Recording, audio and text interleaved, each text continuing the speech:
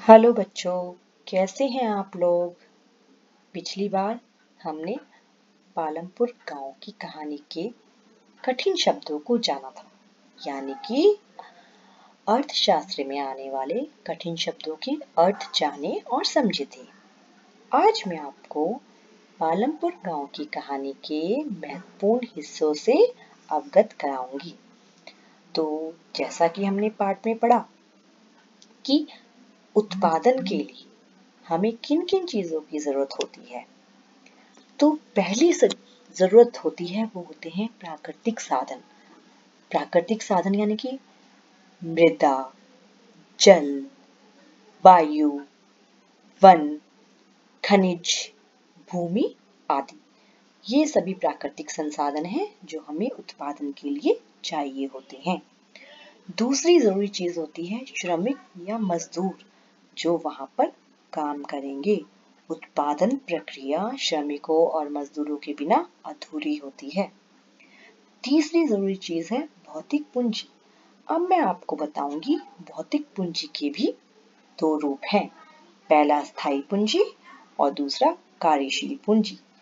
स्थायी पूंजी मतलब जो एक जगह पर ही टिकी रहती है और इसका प्रयोग सालों साल होता है, जैसे किसान का हल, फैक्ट्री में लगे हुए औजार, मशीनें, भवन, सभी क्या है? स्थायी पूंजी है। अब आई कार्यशील पूंजी की बात। तो कार्यशील पूंजी में नकद पैसे, वो सभी प्रकार का कच्चा माल आता है। जैसे कपड़ा बनाने के लिए कपास जो है वह एक कच्चा माल है।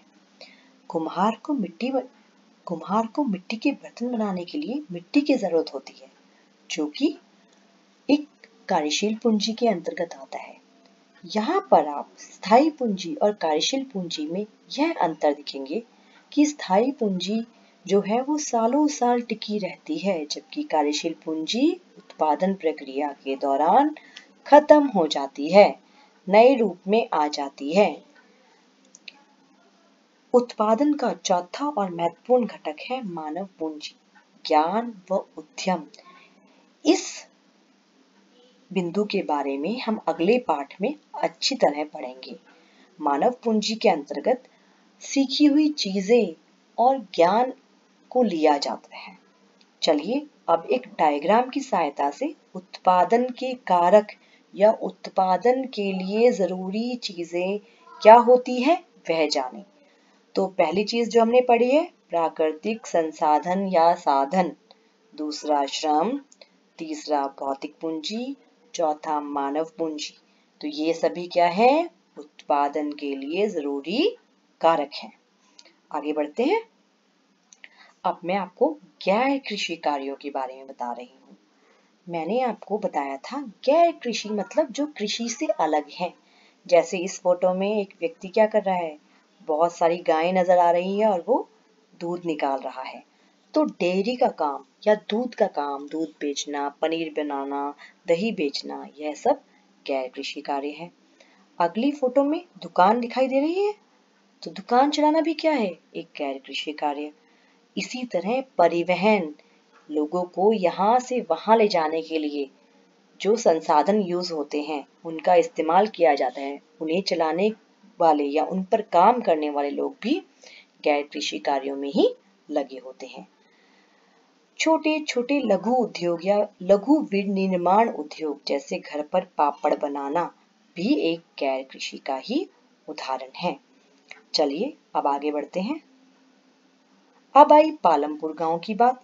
पालमपुर गांव में सिंचाई, परिवहन, बिजली, शिक्षा, स्वास्थ्य सभी तरह की सुविधाएं उपलब्ध हैं। यहाँ की सड़कें पक्की बनी हुई है, आने जाने के साधन इस्तेमाल किए जाते हैं, पानी की भी व्यवस्था है, परिवहन की भी व्यवस्था है, स्कूल भी हैं और साथ साथ लोगों को जिन स्वास्थ्य सुविधाओं की आवश्यकता है वह भी गांव में ही खोले हुए स्वास्थ्य केंद्रों की सहायता से उनको मिल जाती है। चलिए अब मेरे इन छोटे छोटे प्रश्नों के उत्तर दीजिए। उत्पादन के लिए जरूरी कारकों के नाम बताओ। दूसरा, पालमपुर गांव में क्या क्या सुविधाएं हैं। तीसरा, गैर कृषि कार्यों के बारे में बताओ और उदाहरण दो। चौथा, अपने गांव व पालमपुर गांव की तुलना करो। चलिए बच्चों, अगले अंक में हम और आगे की कहानी पढ़ेंगे। तब तक के लिए धन्यवाद। आशा करती हूँ कि आप इनके उत्तर तैयार रखेंगे।